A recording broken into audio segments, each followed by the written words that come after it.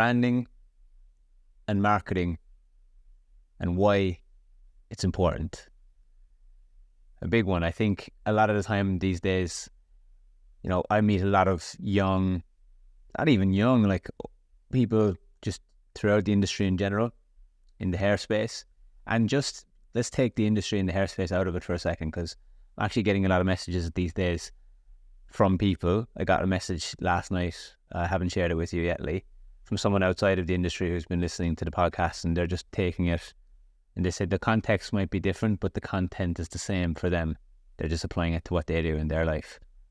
And it's huge. That's actually been a huge thing. But I think, one of the things I always say to you, Leigh, and this is a great place to start, is when is the penny going to drop? When is the penny going to drop with the personal brand thing and why it's important? What's your thoughts on that? I'm not sure. What I do think, though, what comes to mind straight away, one of the roadblocks is, let's put a bit of context around what we're talking about here. We're talking about the methods we use to market our work, right? And one of the ways that we do that is we use free social media apps, i.e. Instagram and Facebook. Now, that's for us, in the way we're speaking about this, is using them as a business tool.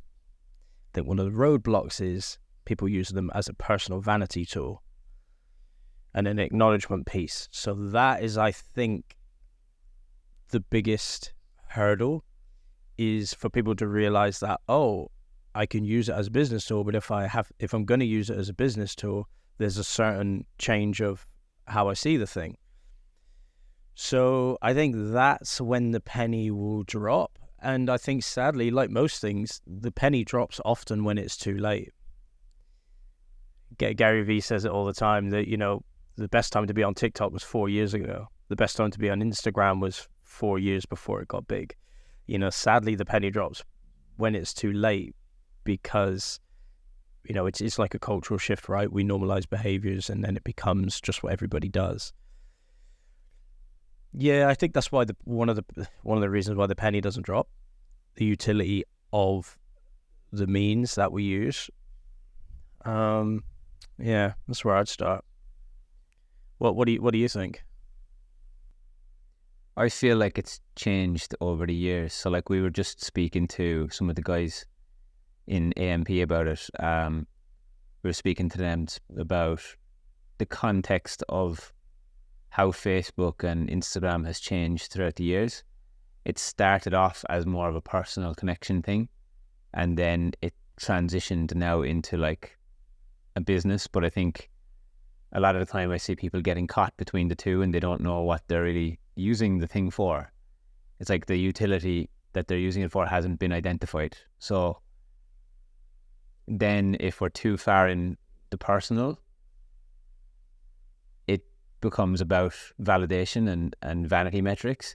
And if we're too far in the business and forget that we're human beings and we're just using it to sell only without providing any value or showing any personality, then that's also not ideal when it comes to actually doing the business that you're wanting to do. So I think it's nice when they meet somewhere in the middle. And I feel like, personal brand is the most valuable currency in the world right now. I think nothing exists without the humans, like we always say. Like nothing exists without the humans. Without the personal brand, it doesn't exist. And I really want to speak in today's podcast, when we were talking about like what are we going to talk about in the podcast today, into the importance of it and longer term thinking when it comes to the personal brand. Because you don't have to be the best barber, best hairdresser in the world. You don't have to be the best at whatever you do if you're listening to this and you do something else. But the better you are at telling people about what you do, sharing your story and building an image of yourself for that person, the more choice and freedom that you'll have downstream. Now, it's hard to see the short-term results of that because it takes years to build a strong personal brand. And it can be destroyed in minutes. It can be destroyed in seconds. but it can also stand the test of time when things come, when difficult situations arise or something happens and it's like, oh no, we trust that brand. It's like the whole David Beckham thing right now, like, that part in the documentary where he was like, the affair rumors came out. Like, I feel like David Beckham's brand is so big, and this sounds bad, but I feel like his brand is so big that, like, even if that was true, people would kind of like forgive him for it and move on because of how he showed up so many times elsewhere as a good guy. It's a funny thing. So, like, the thing with personal brand these days, when it comes to, say, young hairdressers, young barbers, and when we meet people and talk to them about it and the importance of it, it's been the unlock for me. It's been the key that's given me access to the door of choice and freedom. Yeah, I love it, and I think before we kind of deep hit on the kind of moving parts of it all, if we think how fortunate, somewhere to start, again, we always talk about it, gratitude, but it really rings true in this, because if you think, let's take ourselves back 50 years ago, personal brand only really existed for like celebrities and sports stars, really. Like, because, and what was their vehicle of brand? They were in the press all the time. They're in the newspapers. They're on the telly, and even just by saying that, what is this alluding to? Well, once upon a time, great marketing was expensive. It cost a lot of money. If you let's just say you were a business. Well, to get that billboard ad, or to get that run of adverts on telly, or to get that, whatever it was, that radio ad, it cost a lot of money.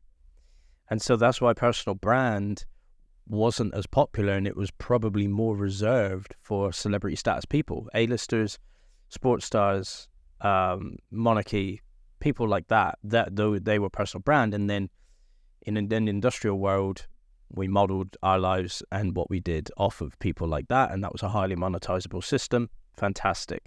That showed the cogs and points of that system working. But the crazy thing is now it's a double-edged sword, because it's available to everyone and it's free for the most part. As long as you got your internet bill paid, it's free or very low cost. Let's not call it free. It's extremely low cost. And that is the fascinating thing about it, is like, guys, this hasn't always been available. So why wouldn't you do it? You think of the average kid living at home, or the average TikTok barber living at home, who's probably not even paying his internet bill. His mum probably is. So it's like, it's free. Get to work. Like, why wouldn't you do it? Because once upon a time, this costs so much money to get that many eyes on your work. So, yeah, to your point, it has been the unlock. And I think, I have compassion for people on the fence about doing it, because, it's trying to get out of that mindset that, personal brand is reserved for a few. And there's also so many trauma patterns and conditioning behind that for people to actually take the leap and put themselves as their brand. So, yeah, I totally agree. It's the unlock. And even before, like, the words personal brand were being, like, thrown around, I remember years ago, both you and I have been avid Gary Vee fans for a long, long time. And he said something similar about, bringing personality to your page. Put your face on it. Don't be afraid to put your face on it. Put your voice on it. Put your name on it, because it brings that personal touch to it. And that was what I wrestled with early years, and I think I did it quite well, was like not making it too much of a personal page and keeping it purely professional. Not that I was monetizing it too much in the early days, but I managed to differentiate the two, which was great. Worked out for the better. While still trickling in a part of my personality in there as well. So I love that. Yeah, it definitely is the unlock. I think then it's like, how do we use it and why do we use it? And that opens up literally a skill set. Like, I think marketing, with an effective personal brand is a skill of its own, for sure. When I think about where people get stuck when it comes to this whole thing of branding and marketing, is when they think that they're the same thing. And I feel like they're put in the same category a lot, and they're not. And whether you like it or not, you have a brand. Like how people think of you and how people see you is your brand. So you have one. And I think where people get stuck and like where they don't make the first step is thinking that they have to create a brand. It's like, no. Hang on a second. You are the brand. And everything's created around you. So everything is created around the person delivering whatever it is, the message, product and service, whatever it is. It's like, okay, take the transaction out of it just for a second, and like really just think about like, why would people want to do business or see you for a haircut or whatever it is? It's because of the person behind it driving the brand. So you can create the best brand in the world, and it has no relevance to it. There's nobody attached to it. It won't do well. And there probably are brands like that. Fantastic. Well, you know, check all the box brands, but there's no personality. And if you think about how sports brands do that, like any big brand ties a personality to it. That's why they pick sports stars. Like, all right, let's use Nike, Michael Jordan, for example. They gave the brand a personality with Michael Jordan. Before you take Michael Jordan away, what is Nike? It's just another pair of shoes. Unless it's a very good functional pair of shoes that doesn't need a personality. But even then, it's probably going to sell better if it's got someone behind it.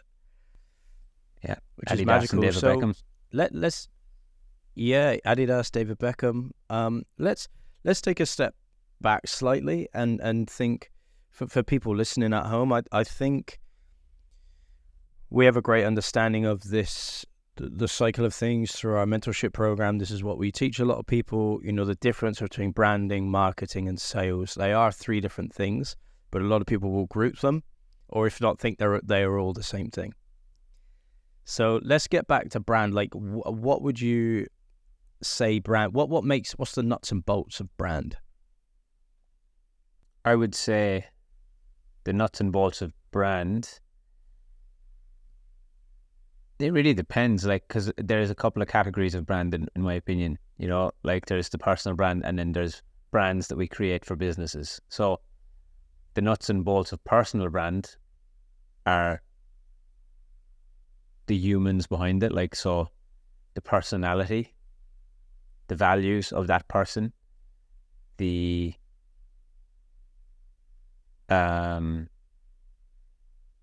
purpose or the mission of that person, like their intent, like intention, and authenticity. And like that's like a massive, like, I guess you could say, ingredient to like make it really work. In terms of a brand, in terms of business, like the nuts and bolts of a business brand, more so like, you know, purpose, mission, values, as well as what am I actually doing and delivering for the world? Like what product or service is then being expressed through that purpose, mission, and the values. I totally agree. I think that's what's behind every brand. I think personal brand, big brand, whatever it is, even Nike, like I can't remember who I was listening to, but they would talk about the brand of Nike, and, you know, one of their values is they celebrate the doer, not the winner. You know, rarely do you ever see Nike celebrating the winner. It's always about the doer, and that's in their name, just do it. So they celebrate the doer, the person who's willing to do something. And it's genius because that speaks to a wider audience than the winner. There can only be one winner, but there can be billions of doers. And it's so genius. That's part of their brand. And that's part of their value system. And so, yeah, I believe that that's what a brand is. Exactly like you said, your purpose, your mission, and your value set. I think that is, because that then flows into everything, personal brand and big brand. So I think what a lot of people can get stuck with is if they think brand is just the fancy colors and the fonts and the grid and what that all looks like. Now, that does play a part in brand, but it's a very small amount. Like, again, let's use Nike.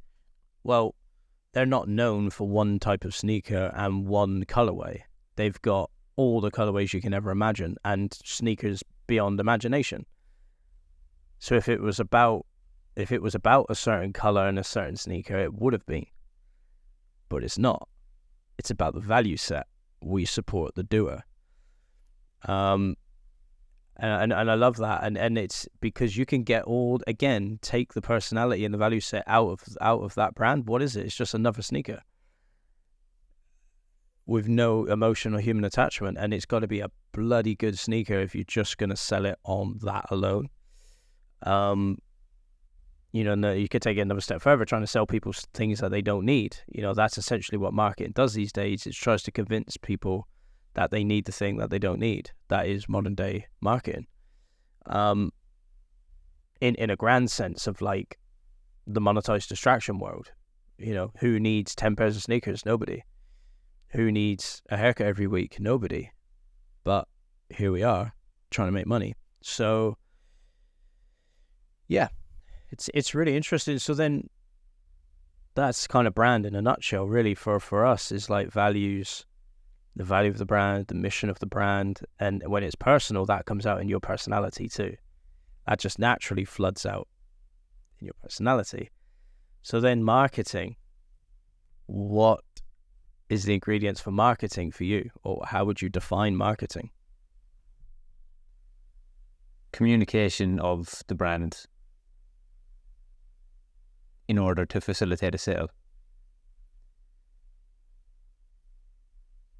That's kind of like the most simple way for me to describe it. Communication of the brand. For me, this stuff has always come very naturally. I recognized pretty early in my cycling career that I wasn't the best cyclist. So what could I do? I could leverage my personality in order to paint a picture in people's heads that I was better than what I was. And in teams and brands and like whatever it was that I was working with. So it's something that always came very naturally to me. And I shared something during the week about my journey in the hair industry. And a memory popped up on Facebook from 8 years ago. And it was like, back then I was doing the same shit that I'm doing now, just in a different way. And I think there's a lot of value in that. Like two memories came up, both from the same day, two different posts. So I was posting twice a day back then on Facebook. And, I was posting my work. I wasn't concerned about what the work looked like because I knew I'd go again tomorrow and I'd go again the next day. So I wasn't putting my worth in it. It was very much a utilization tool. It was like them posts had purpose. If you read through them and you saw what they were, they had purpose. They were trying to facilitate a sale. But what was I doing? I was sharing the essence of my brand through these posts. And at that point in time, I didn't know what my brand really was. I think like the fonts, the colors, like look at us now, right? We're sitting on a podcast, Unlimited, with our brand colors in the background and the filter over the top with Unlimited written on it. But that isn't the brand. We are the brand. And it's nice to add these things on top of it so that, there is certain different things psychologically that we can do to trigger somebody's mind into thinking about the person. So if you get familiar enough with a certain color, like a color is a great way to differentiate yourself and create trigger points in people's minds to, when they see that color and it's associated with a certain thing, they associate that brand with that certain thing. So for example, when you think of soft drinks or any drinks at all, and you think of the color red, anybody listening to the podcast, think about it. What pops to mind? 9 times out of 10, I would even say 9.9 times out of 10, Coca-Cola pops to mind. Branding. The red in the brand isn't the brand. So that's why, like, I'll see people all the time changing the colors and changing this and that and thinking that that's what's going on. No. It's the person behind it, and it's what they're doing and who they are is more important than any color. Yeah. Any font. I totally agree. I totally agree. It's just a way to get the person to recognize you. And like you said, once you get familiar with that, like I think about first podcast that comes to my head, like Lewis Howes, I could tell you now it's orange. Stephen Bartlett, most of the background's black. Like, it's just how you relate to that thing. Now, is that important? Yeah, that's got some significance. It helps me to the consistent viewer or listener. It gives me, I know what I'm looking for. I know what I'm looking for, but that's not the brand. It's basically color coding. That's all it is. And, when I see a grid that's immaculate, and Gary Vee says the same thing, when a grid's immaculate and for a while it's beige and for a while it's this color and it goes this color, all that's telling me is about your personality. Which yes, is a part of your brand, but is it a conditioning pattern? Is it a perfectionism conditioning pattern? Or is it someone looking for acknowledgement or vanity metrics? Purely by how, again, we can look at our personal brand like we view ourselves, the clothes we wear, the shoes we buy, and how we do our hair. It's the veneer that we put on for the world to see us in a different way. What's the point in having a beautiful looking social media page if there's just no value to it? It's almost a waste of time. It's just a veneer for the world to see who you are. It's got your name on it, and these are all the colors that I like, and they're in perfect order. Well, it just says perfectionism to me, and I want you to see me this way of this perfectly put together person. Again, nothing wrong with that if that is what makes you happy. But society says otherwise. What's it attracting? Again, more of those people, and you're probably going to run out of those people eventually, and they might not be paying your bills. So yeah, I love the marketing piece. I totally agree with you. It's the communication of how you tell the world about your values, your product, your mission, your purpose. That's the marketing piece. And I'm reading Seth Godin's This Is Marketing at the moment, and he says the best marketers are this is his opinion. The best marketers, the people that want to see change, and change for the better. And he calls them the best marketers because if you can do that, you sit in a high realm of marketing, because what he explains in the book is like culture is made up of normalized behaviors, and you're either following a pattern or you're breaking a pattern, and trying to break a pattern of cultural behavior is really, really difficult. So how you do that through your marketing, it takes a high level marketer to do that. And he was like, those are the best marketers. And it's brilliant. And that's why no color is going to change behavior. It's just not. All a color does is confirm behavior. That's why we use them, because it's behavior confirming. It's really interesting when you see the marketing world in that way. That's why we do what we do, right? Like, we just put out whatever we want. It doesn't really follow a certain pattern. It's all value based. Yeah. Well, like, nothing happens without communication. So early days, I recognized, like, I'm not going to progress half as quickly as I want to if I don't tell anybody about what I'm doing. So, for example, yesterday I was doing a session with one of our coaching clients and his team. I was just doing a private group and team session with them, and I was speaking to one of the younger kids. He's 18. I was just speaking to him about the importance of documenting the journey and sharing the story, because the more we share, the bigger the story gets. The more detail we share with people about the journey, the better we paint the picture of who we are to them, and the trust grows. I feel like with brand comes trust, and the more consistent we are at marketing the brand comes even more trust again, because what does that show people? If you're consistent on that, you're consistent everywhere else in your life. And if people are going to only buy from you, the sales element of it, if they feel that you're trustworthy.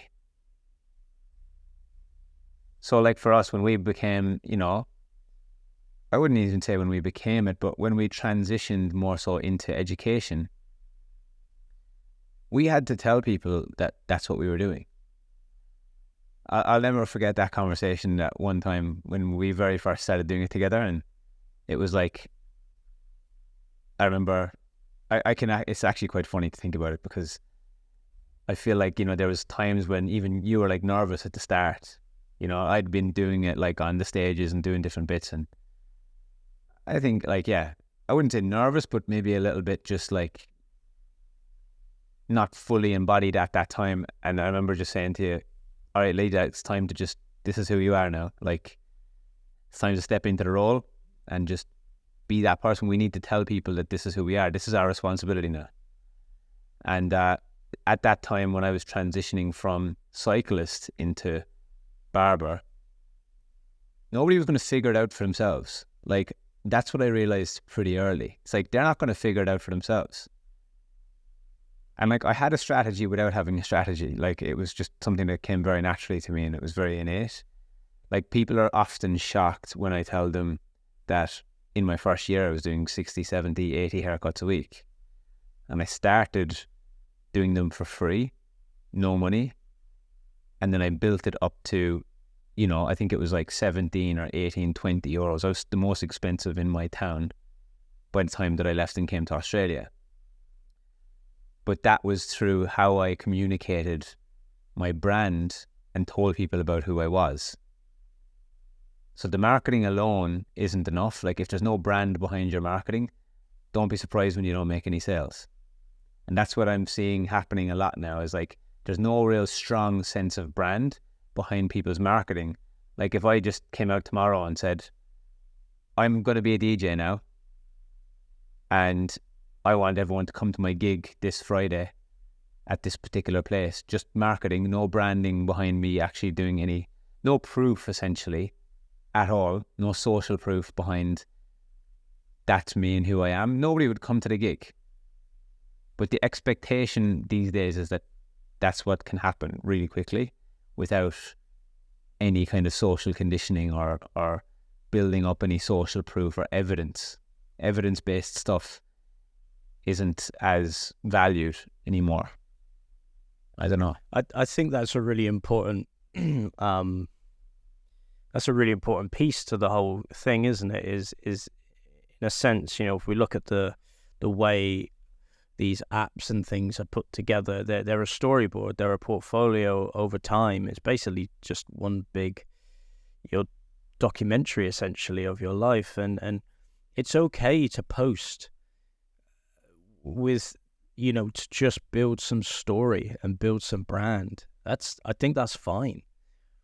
Say, okay, this month I'm going to post 3 times a day purely to get volume on the grid, and that solidifies a foundation for who I am, what I believe in, and all that kind of stuff. And then, okay, next month I'm going to shift my focus to this, and slowly just shift the focus. Because look, I did it for years. I'll speak for myself. Like, I probably posted for 3 years straight with not really monetizing anything. It got me some gigs, but that wasn't my strategy. My strategy was essentially, I was just building a story around myself with a long-term vision of I would turn it into this thing, or it might turn into a thing.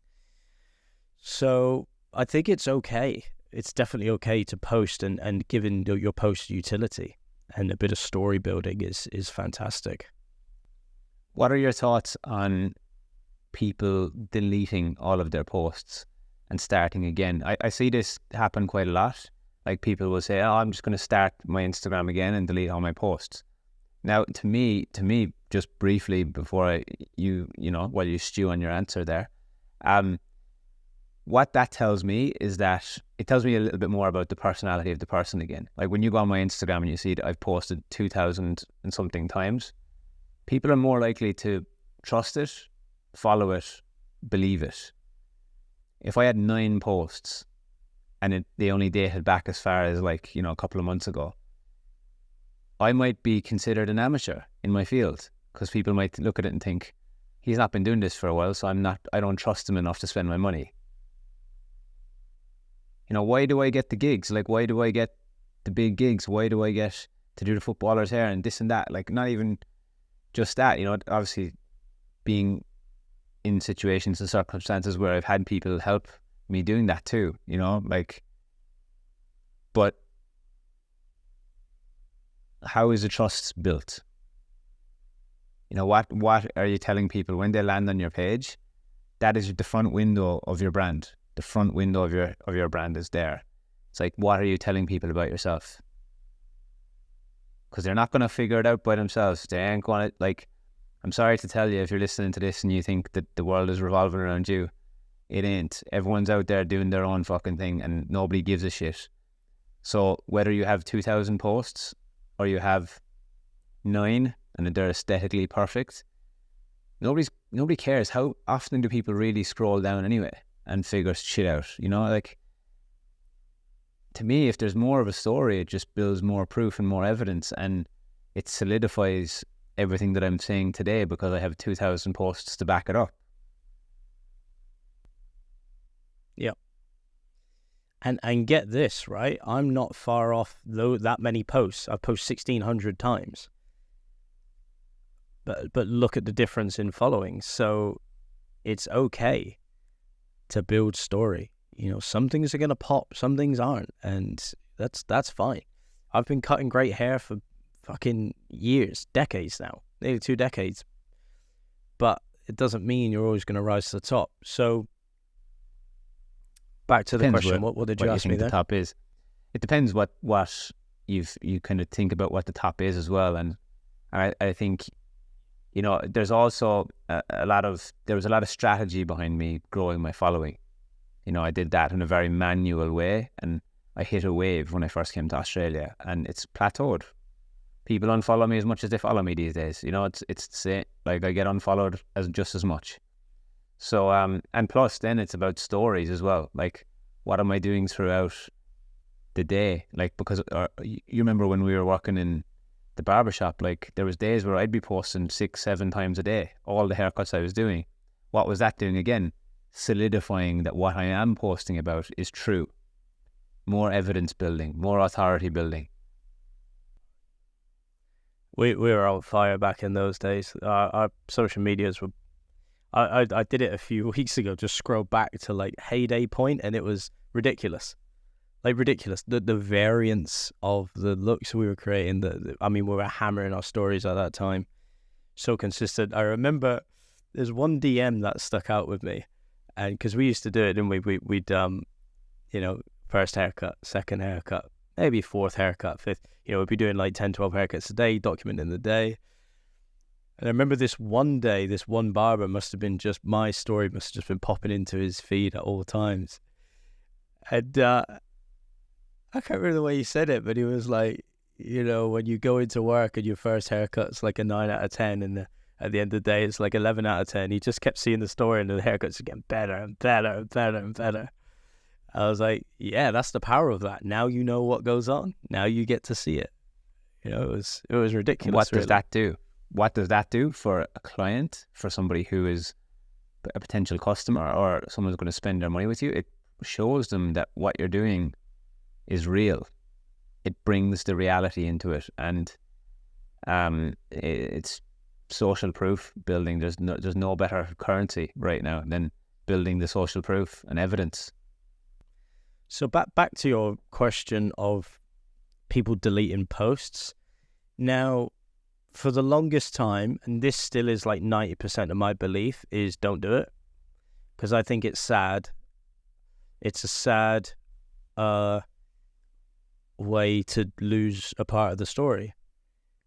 Like, if I think now I go back and delete half my grid, say delete 800 posts that are probably just a load of garbage, I lose half my story now. You know, and for what? Just to leave the aesthetically pleasing shit there that no one's probably going to look at anyway. You know, one of the reasons why no one scrolls down that far is just it's too hard. Instagram doesn't load fast enough, and it just gets boring halfway down. It's like, fuck it, do it another day.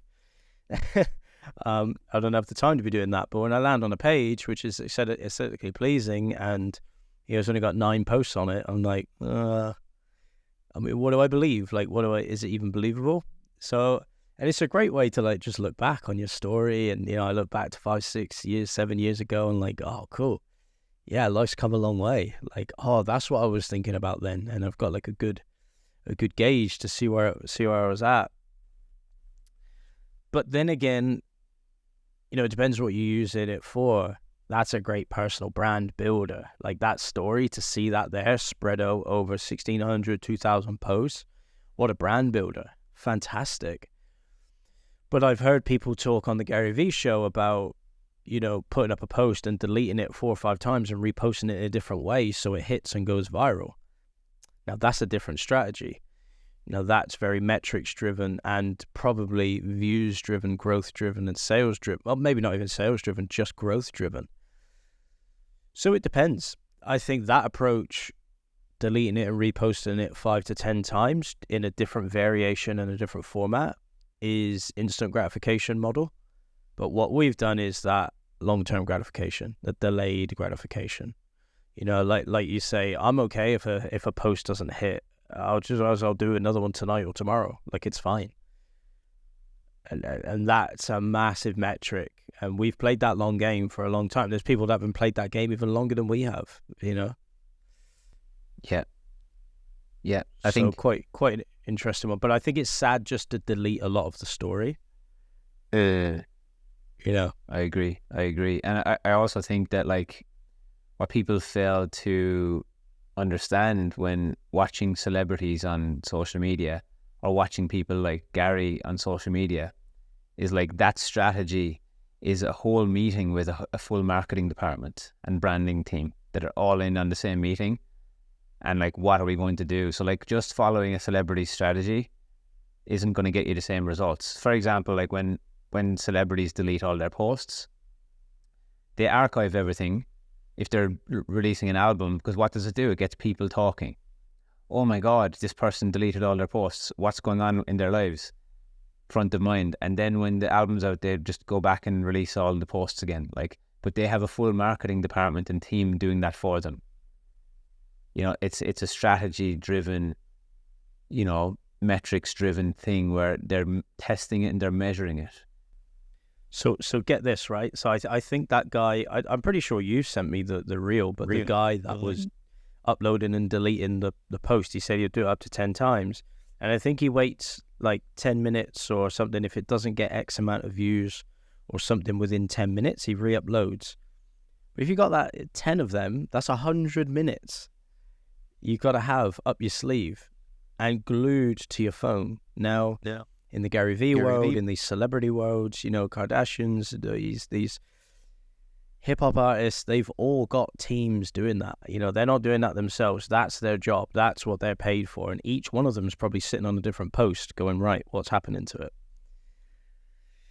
So he can do that. That's one. But again, that shows the values and the mission of that brand is short-term results. For what? To make money, to make profit.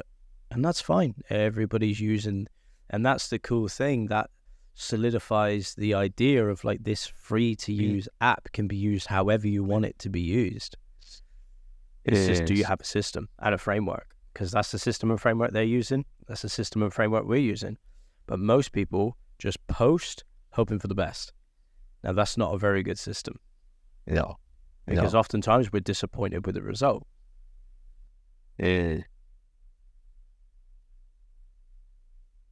Yeah, I had something on my mind there, and I was just trying to bring it back to the surface. But it's a great point, and I think, that's what I was going to say.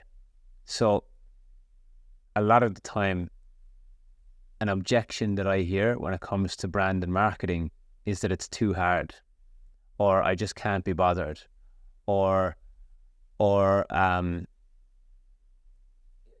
it's just not me. I'll hear all these kind of objections when it comes to it, but it becomes super easy when it's grounded in purpose, mission, and values, because you know exactly what you're posting about and what its utility is. It only becomes like too hard and all of those other objections when you don't know what you're doing with it and why you're doing it. It comes back ultimately to the why. But my question to the person listening to this, or to the person who does say it's too hard, is, well, to me, doing a haircut is harder. In terms of, like, if we're to take hair as an example, sometimes the highest leverage activity that somebody can do is make an Instagram post, and people don't attach a value to it because they can't see the downstream effect.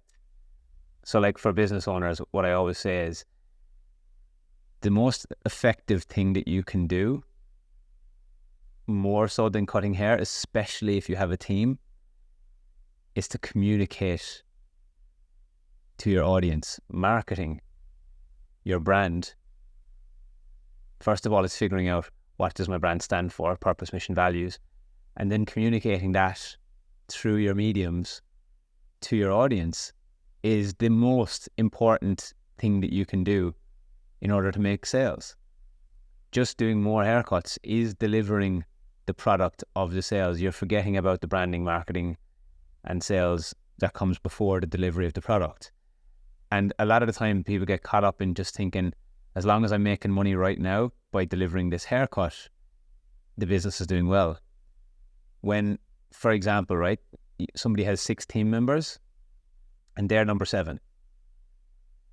And quite often the business owner is fully booked. So what that means is their hands are tied all day long, meaning they can't, unless they have somebody else employed to do their marketing, and that person understands their brand to a really good level and is almost an expert in brand and marketing, which quite often they're not, because somebody will ask somebody in the shop to do the branding and the marketing, and they're not an expert in it, and they're not really sure about what the purpose, mission, and values are.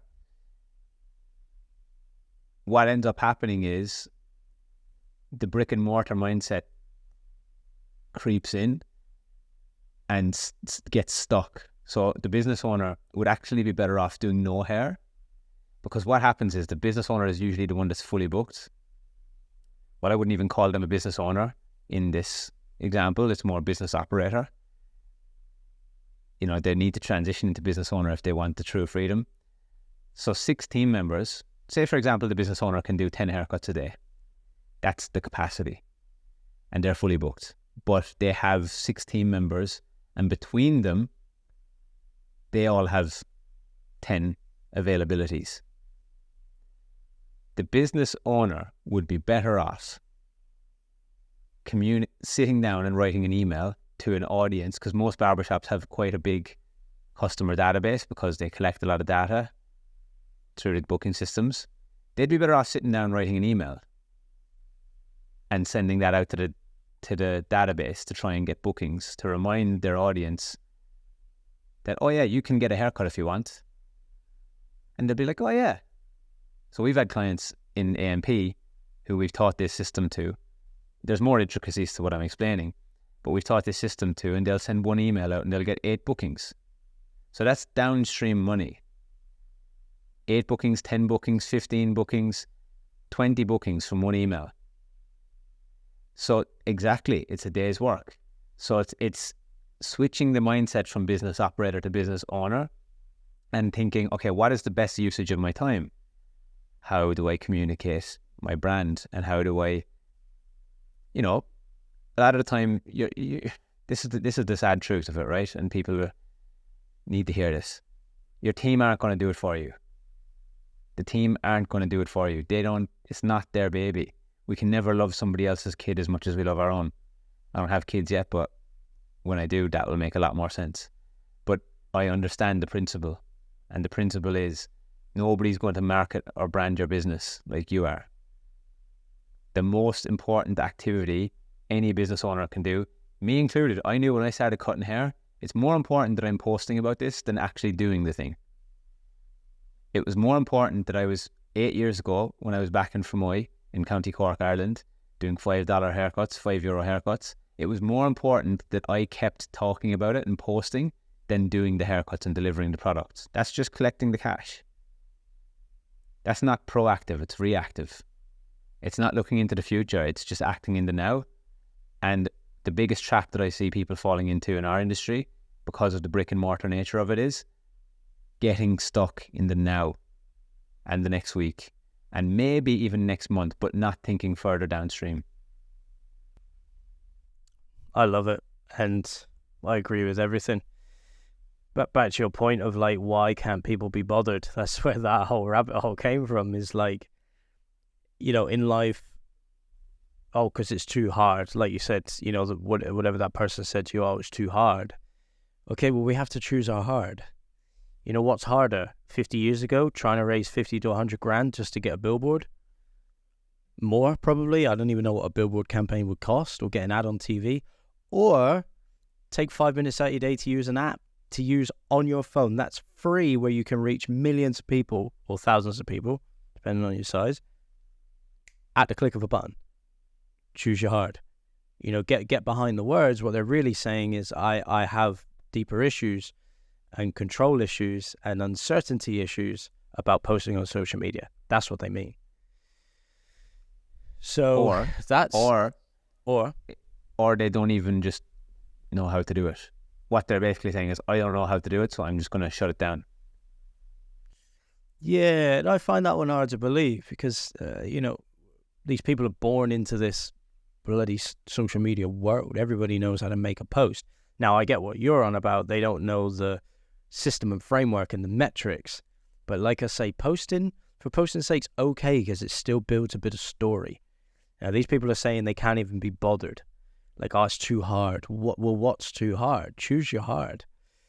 You know, it's free. The baseline is it's free, and I'm just so grateful that the world went the way it did, and it gave me a free app to make you do business and make money. Like, holy crap, why wouldn't I do it? And so to the other point of like what you were saying about communicating to your clients, I love what you were talking about there, because one of the missing pieces to the puzzle, which I don't see many barbershops do, is client nurture. It's one of the easiest ways to communicate with your clients is customer database nurture. And what do I mean by that? Well, once a week, little email goes out to every single client. Hey, just checking in, or here's what we've been up to this week, or here's a tip, or here's how to make your bookings easier. Here's blah, blah, blah. This is what Owen's been up to this week. Did you know he cut hair for Man United? Crazy, right? Blah, blah, blah. Client nurture. It's unbelievable. Keeping that line of communication with your clients is amazing. That alone will just prompt bookings. Oh, yeah. Leigh and Eoin are here again. Oh, yeah. 101 again. Oh, yeah. Gonna go get some of that. Mad. You know, that takes a lot of the issues out of it, and in that can be a carefully intertwined CTA to book an appointment or whatever. So client nurture is massive on that front. I believe that should be built into a lot of business owners' model. It's a nurture system, because it's part of like a what do they call it? Like a loyalty program. Whereas like, what else am I getting? Oh, I'm getting constant communication from the shop that I support. That's really cool.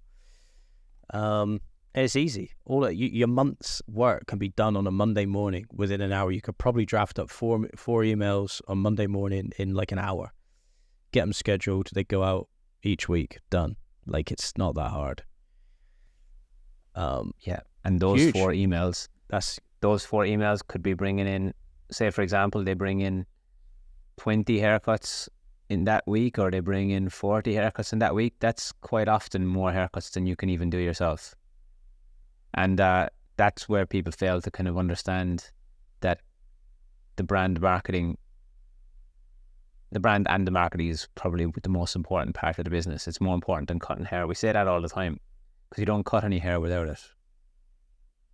Now, that does not in the current day. Like, if there's a barbershop that's on a street and there's a walk-in system going on, and like, you know, you're on a high street and it's busy and people walk in, that's a different model and it works, but there's no predictability in it. You can't predict anything. You can't future plan. You can't, and then you can't control anything either. Because if you think about back in the day, that was the only way it worked. You know, I think back to when I first started cutting hair, you know, 05, 06, like what were my forms of marketing? Well, I was doing like competitions, and our salon was in the competition world. So I'd win some awards. That would go in the newspaper. So that was one form of marketing. If we asked to have something in the newspaper, you had to pay for it, which was huge. So that was an outlay. That was a cost of money. That wasn't free. And then I would go around and put leaflets in people's letterboxes. That was my form of marketing, because when I started, we didn't have Facebook or Instagram. So it was like, right, boots on the streets, let's go. It was a very manual, even more like as manual as your process. Crazy. So it was huge. And getting back to that point, choose your hard. I had a gap in my column. All right, Lee, you're off out in the street, out in the cold and the rain, go and deliver all these things. You couldn't get a kid to do that now, but we didn't have any other option, right? You don't know what you don't know. Choose your heart. It's there on your phone, sitting in the comfort and the warmth of your own house. Little video, little post, push a button. See you later. It's off to the world. Check it again tomorrow. Look at the metrics. What worked, what didn't. Go again. Can't stress this enough. It's free. Vanity versus sanity metrics. I shared something a while back with our coaching group about the utility of content, because this is a resistance point for a lot of people. And it was funny, right? Like, I put up posts about a month ago, maybe a little bit more than a month ago. And it was a direct sales post, essentially. It was communicating that we had a course coming up in Melbourne, and I put it up through 101.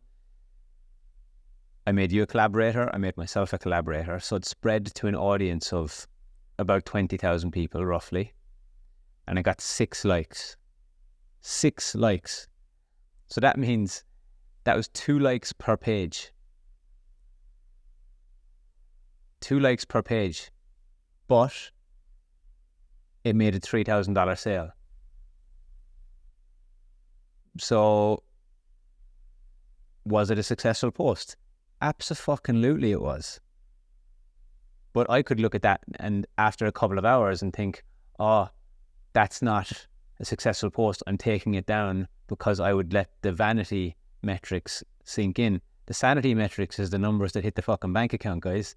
I'm sorry to put it so bluntly, but that's the reality of it. It did what I wanted it to do. And it took me about 5 minutes less to do it. And I posted it, and that's it. And I know that I'll post it with the intention of doing something, and then tomorrow I'll do it again. And if it doesn't work, who cares? And this is what I talk about a lot at the moment, is like doing business on a small following. Now, a lot of people won't listen to me. Why? Because I don't have a big following. Well, therein lays your fucking problem. Like, therein lays the problem of only listening to people with big followings. They don't always have it figured out, and they're not always making money.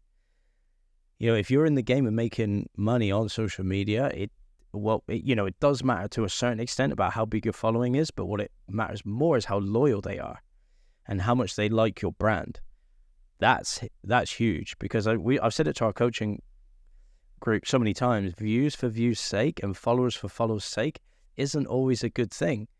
Now, why is this true? Well, a content creator kind of genius that I follow on social media talks about the difference between growth content and sales content. They're different pieces of content. Growth content is just going to get you eyes. Sales content is going to make you money. So, growth content, the metrics are, how many views did I get? Sales content is, how many sales conversations did I get out of this? And did it put numbers in the bank? And so that's my metric of like, okay, I've got a small following, but is it putting numbers in the bank? It's working, slowly but surely. And even if it's not every single day, it's every few days or every week, or, we managed to fill our classes. Still to this day, we're still filling our classes. We're selling them out. Now we're getting really good traction on on coaching clients and coaching groups and really putting really good value into the world in that way. So yeah, don't get always caught up on what the vanity metrics are, the numbers or the views, because it doesn't always equate. Again, I think that's the beautiful thing now, where social media and where we market our work, how it's evolving now is incredible. Like, you don't need to have hundreds of thousands and millions of followers to make a living, which is really, really cool. Yeah, I totally agree. And one other thing that I'd like to really touch on, not one other thing, there's plenty of things, but employees failing to see why it's important for them to do it within somebody else's business. And that's something that I really can't stress enough for people to push, because where most people get stumped as an employee is they think, well, why would I bother? Because it's not my business. I'm just collecting my wage every week anyway. What you're doing is you're cutting your options down. You're making yourself less valuable. The more valuable you can make yourself through your brand, the more you're going to get for it in the future, downstream. You might not see it today, but you are your own business. You are your own brand. And the stronger that you build that, and the more trust you build with that, you can do anything with it. The likelihood is that if I did want to become a DJ tomorrow, I probably could, based on the brand that I've built. Now, I'd have to change a lot of things in terms of the communication style, but it would probably work if I wanted to make it work. I'm not going to become a DJ anytime soon, but that's just an example of how I could make that change. So if you're listening to this and you're working for somebody else,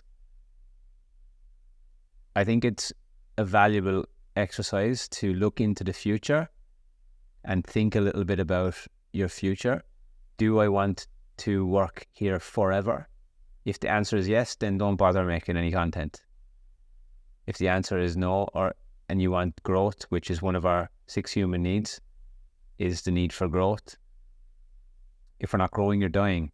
Like, it's literally that whole paradox. So if you're not sharing your story, nobody's going to figure it out for themselves, and you're giving yourself less options downstream. So it's looking into the future and thinking, okay, if I'm posting consistently about my work, it may come to the day where an offer comes to your table and it's time for a change. Yeah. And that was what was going through my mind when you said that. It's like, when the day does come when you want to change, because everybody wants change. You know, there's salons I've worked in that I thought I'd be in forever, and I wasn't.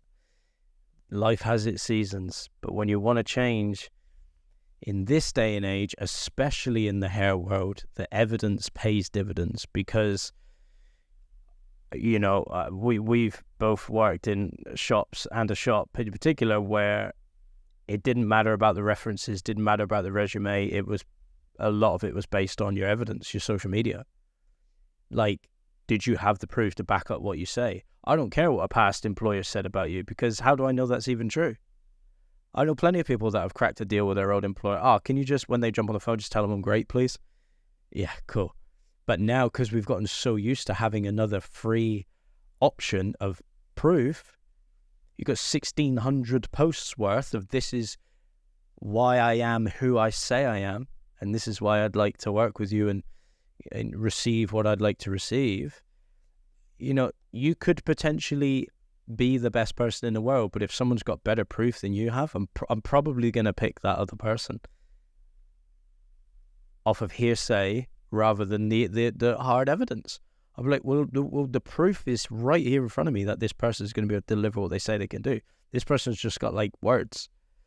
So very, very powerful. If you don't want to like chop your left arm off too early, you know, because that's kind of what it's like. And that's why I always stress the importance of it. I think it's more important than doing the hair, because it's actually what facilitates you in doing the hair in the first place. So and look, let's put it in our position. You know, this is not blowing smoke up our asses, but we could go to any shop in the world and get a job. if that was what we were trying to do. Why? Because we have more proof than 90% of the barbers on the planet. Yep. So that's kind of the power and the weight of it. No, does that mean we're the best? No, but there's so much to be said for the proof and the conviction in the story as well. Well, yeah, so that's something for people to really think about today. Well, before we wrap anything up, there's one more direction I'd like to take this because it's hot on my mind, is what's now happening with another powerful piece to personal brand is what's now happening with brands approaching you for ambassadorship roles. Now, we're experiencing scenarios with some of our coaching clients where the personal brand is more powerful than the actual brand that's approaching them. And this is where personal brand gets really interesting now, because you can hold the chips. And I think this is where brand ambassadorships are losing their weight, is because once upon a time, those brands were dominant over personal brands. Now personal brands become dominant over big brands. And now we're starting to hold the power, which is incredible. This whole like micro influencer world is becoming quite powerful, I think. Yeah. And you know, in this time where everybody wants an ambassadorship, but they're being taken for an absolute ride because the tide is changing with ambassador roles. They're just rinsing you basically for peanuts, because you have no option. You got no other option. You don't have a personal brand to back it up. Now, when they're approaching you, I'm assuming you do have a bit of a personal brand, because that's what brands go for, but not always. Sometimes people just want to recruit as many salespeople as they can because they know that there's eyes on social media profiles. So the more people they can say, oh, I use this product, they don't care, as long as it gets more people buying it. So that's what I see a lot with like personal brand, and that's what works with us, is like we have so much proof in the pudding of like to what our values, purpose and mission is, and the reach and the types of people that we can reach through a personal brand, that I think it's even outweighing the benefits now of brand ambassadorships with other brands. Which is very powerful. Yeah, it's huge. It's huge. And I put up a post last week that spoke into ambassadorships and educator roles through bigger brands losing their credibility, and losing not even their credibility, but like losing the power, losing the punch, because they're just handing them out now like it's a fucking free toy in a box of cereal, you know?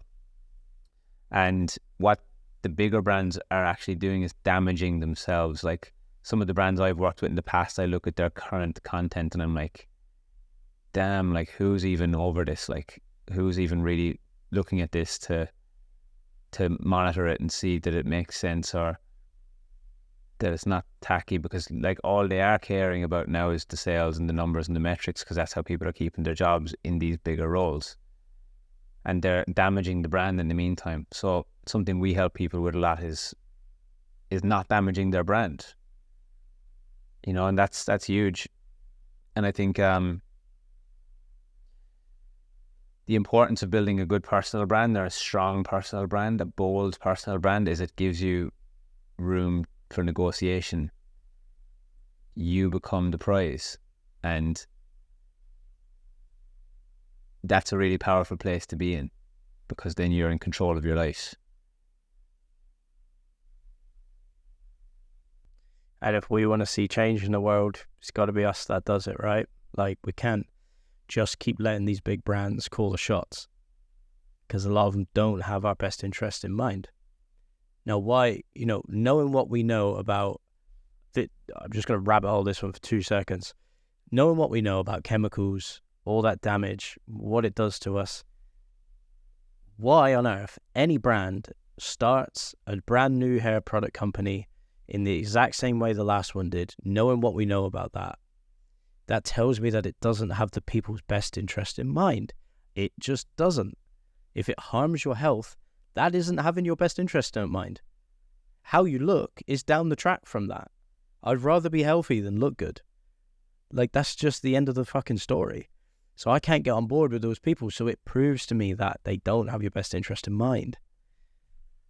So by having a strong personal brand, you're back to the negotiation table. Okay, guys, well, this is what I believe in. Do you match? And it turns into a partnership and a relationship. Not them just taking you for a runaround and spreading their values, which you don't even want, don't even agree with anyway. Which is huge. It's back to vanity versus sanity and short-term versus long-term thinking. And that's something that, you know, I've experienced both ends of the spectrum. But the better that I've gotten at hair and the better I've gotten at social media, branding, marketing, whatever you want to say, the more offers come across my table. And I said that last week on my Instagram little rant. And it's not even a rant from a place of badness. It's like trying to open people's minds up to like what's really happening. It's like, what's really going on here? And have you thought about this? Because this is probably important that you think about this. And, you know, I've had 25, fucking 30 brands reach out to me in the last couple of years. And, you know, we could essentially work with anybody. But when, you know, for us, when our brand is essentially as big or if not bigger, like, do we need all of those eyes? Do we need all of those numbers? Like, if they're not paying customers and clients and people that we don't want to have in our world and people we can't actually help and impact, then who cares? Who cares? Like, to me, it doesn't really matter at all. Like, how do we measure our success?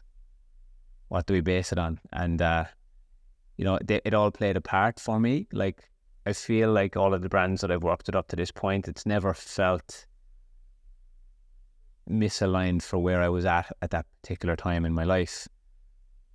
But now that I know what I know, I couldn't go back there and do some of those partnerships again because it just doesn't align. And like, we have these offers and these opportunities presenting themselves to us every day. And they're there if we want them, but like, we don't. So...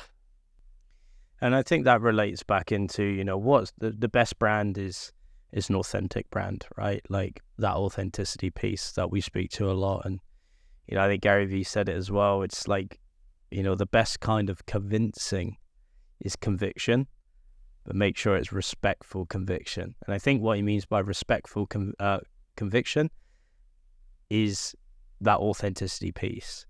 It's like authentic conviction out of respect for everybody else. Don't try and manipulate everybody and just have absolute conviction in your manipulation. Because again, the world's very good at that. I think if you could stand in who you truly are, embodied at all times, that's the best personal brand. Because the story grows with you, it evolves with you, and people get you all the time. And we get it a lot now, don't we? People are like, wow, you are exactly how you are online. They were like, we thought you were going to be different, but you're not. It's like, yeah, because I am authentically me all the time. This is me. Why do people think that we're going to be different? Because that's the conditioning in the story that they've been sold, that they have to be different in order to do something, that we have to manipulate in order to get something. And that's the story, and it's not believable anymore. That's why the ambassador stuff isn't believable anymore. And that goes back to our point at the start. You don't create a brand, you already have one. Because to think you need to create one, you might characterize yourself. You know, you might, you know, again, never become a character to yourself. You know, be very careful, because the ego is already doing that for you. It's creating a suppressed version of yourself to help you survive in the world. You don't want to create another one. You know, because you got three people to deal with. You got the real you, the suppressed you, and the character you've built. And then whatever else you want to build for yourself. You know, it's a lot to juggle and it's exhausting. I think it's important to kind of preface that a really good and strong brand only exists when it ticks all of the boxes the whole way through the process of what you're trying to do. So it starts with brand development and understanding what your purpose, mission, values are. Then you market that, so you communicate it to your audience using the same principles that you've created. Then you have to back it up through your sales and delivery as well. Like, you can't be marketing one thing online and somebody shows up and something different is happening. So, you know, we had a question like we explained in the last podcast about like who we are when we're delivering our courses. It's the same people we are in this podcast. It's the same people we are when we are off this podcast. It's the same people we are with our partners. It's the same people we are throughout our lives. Like, and that is branding. Your brand is essentially who you are, what you stand for, and what people think of you at all times. So like, if it was incongruent and inconsistent, like if I was marketing one thing, being the philanthropist online, talking about how we care about this and we care about that, like, and then you show up and it's a different person, poor brand, loses trust. Human loses trust. So it's important. You need to tick those boxes the whole way along. Like, it needs to be ticked the whole way along, the whole time. Everywhere you look, there needs to be a level of trust and consistency, as well as the conviction. There needs to be a level of consistency with it as well in order to gain that trust. Because the last thing you want is that inauthentic conviction, and then change your energy halfway down the pipe, and then that's when you lose a lot of people. You lose people that way, because again, we're energetic beings, right? Peter Crone says it best, you know, energy precedes form. You know, I feel it before I really read it, hear it, see it, whatever. So like, you just feel it when people aren't being authentic, and that speaks volumes. Yeah. Love it. And this is what we specialize in. This is, I feel, is probably one of my biggest strengths, is brand building, and helping people with that now as well is something that we're looking to do. So yeah, hopefully, you know, this conversation has tickled a few brains. That's what I asked that on the poll. How do you find the podcast? What's the podcast been like so far? Mind tickling, someone said. So I hope that's tickled your mind a little bit. Yeah. I hope that's tickled the mind a little bit, because, you know, this stuff does matter if you want to have a life of freedom, whatever that looks like to you, whether that's emotional freedom or physical freedom or financial freedom, because true freedom really is emotional freedom. And if you have to constantly change and morph and be someone else that you're not, you're heading for burnout, you're heading for an identity crisis, and it's not an easy place to live life from. It's exhausting.